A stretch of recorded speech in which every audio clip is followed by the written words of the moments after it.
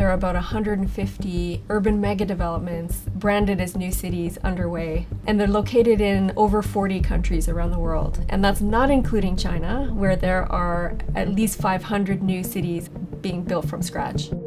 We're in the age of new cities right now. This is one of them, Songdo in South Korea. Looking at the city today, you could almost forget that 2 decades ago it was just an idea. 5년 전 송도는 지금이랑 굉장히 많이 달랐습니다. 거의 아무것도 없었다고 보시면 됩니다. We used to just joke around calling Songdo Songberia. That's a combination of the word Songdo and Siberia. The master plan starts with a blank page. There's not a line for a road, there's no dot for a subway stop. In this particular case, after all, it was landfill. So you're literally starting tabula rasa before there is even any terra firma.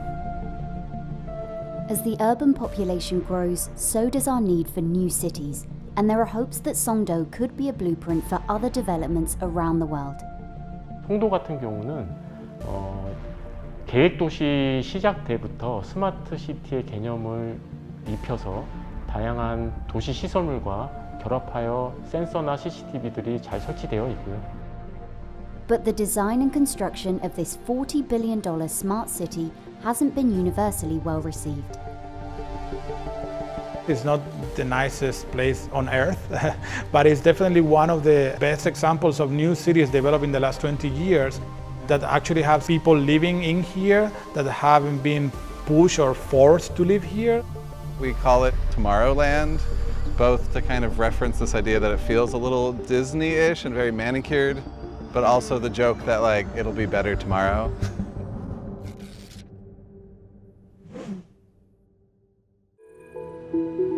New cities have generally always been built by governments or kingdoms. They have been built since antiquity, but there are moments of intensification. So during the colonial era, we were seeing dozens and dozens of new cities being built in the colonies. And then cities of the 1950s, 1960s, like Chandigarh and Brasilia, were built as nation-building projects. These are cities that were experimental. They were using a new type of aesthetic, a new type of architecture to represent a country that wanted to take a totally new direction. And now, since the last 20, 25 years, new cities are seen as being profit-making machines, basically. Some of these are even private gated cities. It's almost like a gigantic mall, except it's the size of a city. There are other private cities that are listed on stock exchanges, and they're answerable to shareholders. And so a tremendous amount is being invested in these projects in the hopes that they'll attract foreign direct investment and sort of spark a new type of digital economy. One of the most expensive examples of this idea is Songdo International Business District. The city is built on reclaimed land in the Yellow Sea, just a 2-hour flight from major destinations in Asia. The land reclamation began in the mid-1990s, and Songdo became an extension of Incheon, a neighbouring city whose government set up the Incheon Free Economic Zone to facilitate free trade between South Korea and the rest of the world, including China, which at that point wasn't a part of the World Trade Organization. 한국이랑은 되게 이미지가 많이 다르다고 생각하고 있습니다. 그래서 제가 송도를 좋아하는 이유기도 하고 Songdo has a goal to become an international city, so I think they might have purposely not to make it feel like it's a Korean city. The Incheon government contracted KPF, a New York-based architecture firm, to design Songdo's master plan. Lead designer James von Klemperer and over 60 architects spent 8 years completing the project. There were hundreds of consultants, of engineers, designers, forecasters, material science people. So overall, you probably had, I would say, up to 1,000 different designers and consultants working on this city at one time. We don't make a city without any kind of templates and any kind of precedents that inform us about urban life. As they say, we stand on the shoulders of others. And rather than trying to start with some new theory about human interaction and building density and form and urban patterns, we borrowed, in a way, pieces of solutions from other cities. So we sort of pulled and pushed, and like an artist making a collage with different preset elements, tried to use these pieces of cities as inspirations and borrow from some of their dimensioning systems and strategies. These ideas were all woven into Songdo's urban fabric, the physical structure of every city that defines its character, things like building types, open spaces, roads, and lighting. The team created neighborhoods using a pattern of streets, local stores, and a mix of low-rise buildings and towers, all centered around a school and parks.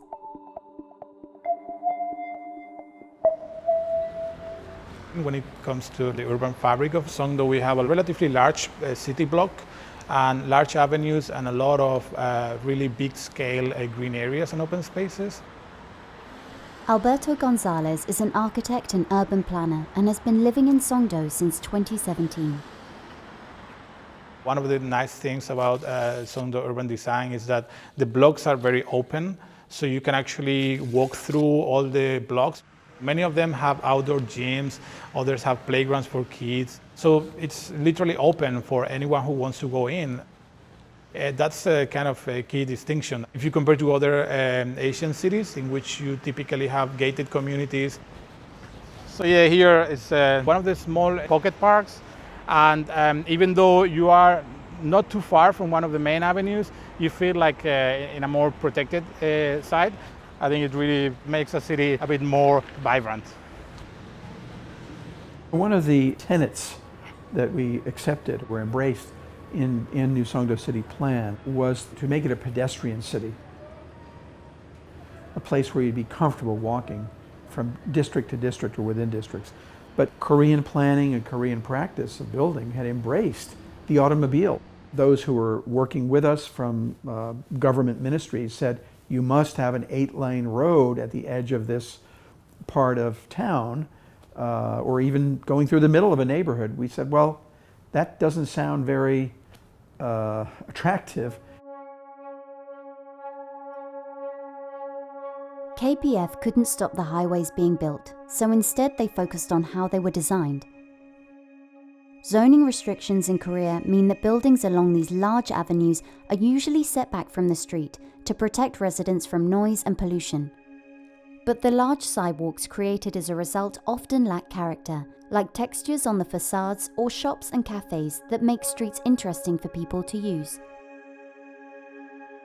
And so we had to, in essence, break or change the Korean code to be able to have architectural textures and buildings right on the street.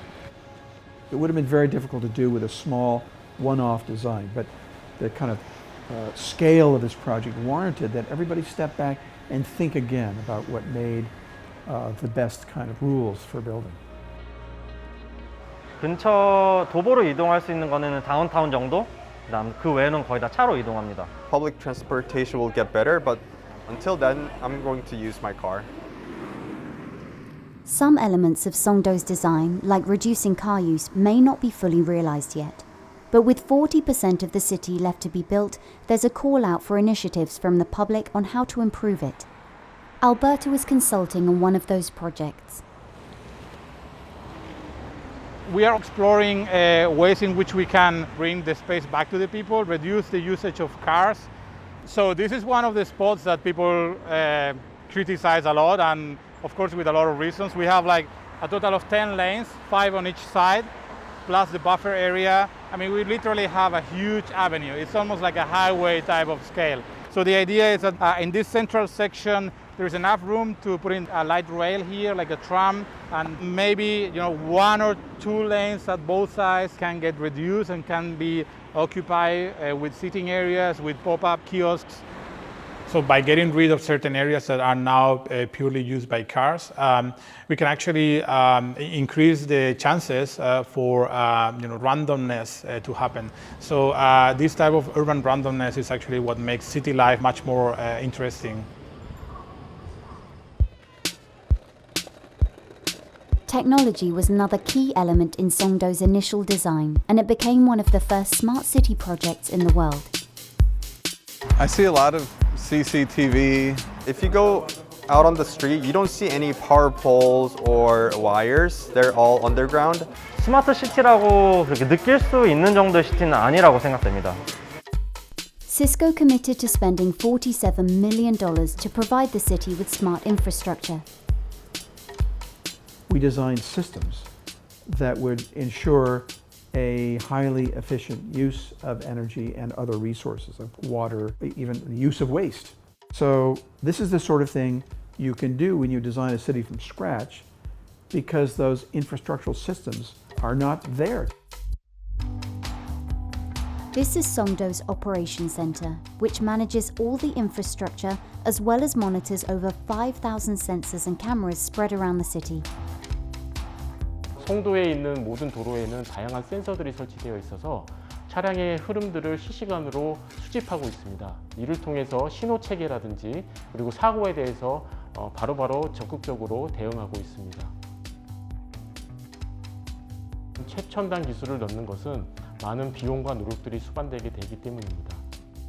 건물이나 도로보다는 IT 장비들은 내구 현안들이 굉장히 작습니다. 빨리 노후화되고 그리고 업그레이드를 해야 됩니다. 필리핀, 베트남, 페루, 중국 그리고 태국 같은 도시와 스마트 시티 도시에 대한 여러 협력 관계를 맺고 있는데, 베트남 같은 경우는 저희의 구축과 설계하는 노하우들을 저희가 수출한 사례고요. 필리핀 같은 경우는 저희가 갖고 있는 교통 시스템 솔루션을 수출한 사례도 있습니다. A lot of these new city projects brand themselves as smart. They are trying to be the Silicon Valley of Southeast Asia, or the Silicon Valley of Latin America, or the Silicon Valley of Africa, etc. They seem to be inspired by this sort of entrepreneurial stance of taking big risks, moving fast and breaking things. But it's not just their money that they're risking land, they're risking the lives of residents who relocate to these places. The risk of failure is high, with some new cities turning into expensive ghost towns that aren't designed to cater to the needs of locals. Oftentimes locals are priced out of these new cities because the new cities are not built for them, they're built for investors. So we're seeing cities that are only 10%, 20% occupied. The units are all sold, there's just nobody living in them. There are a lot of ghost cities in China that have been filled in. There are other ghost cities that are still very under-occupied. But whether these new cities get built or not, whether they happen or not, whether they fill in or not, people are still going to make money.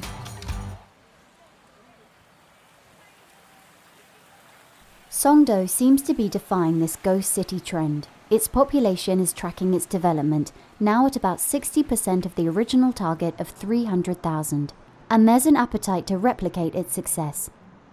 The development has been described as an example of a city in a box, with ready-made and tested solutions that can be quickly applied elsewhere. The same developer and architects were contracted to design a new city in China called Meishi Lake. Its detailed master plan took 2.5 years, while Songdo's took 4. No city should ever be a copy of another city, because the particular needs of place and time are so different. But there are some techniques in city building that have been taken from one city to another quite successfully. And you could see if somebody needs to build very quickly, they might want to understand some templates of techniques that have been used before. I think Songdo is a successful story. It's definitely something that is going to be a work in progress. And the typical question is, can we replicate this? Can this city in a box type of environment be literally transferred to other areas? I think there's so many ingredients that came into the mix for Songdo to happen that I certainly think that it's not easy to replicate. This sort of notion that we can build something that other people will want to emulate, and we'll be the first, we'll be a model for other people to copy. That's a really appealing aspect of a lot of these new cities.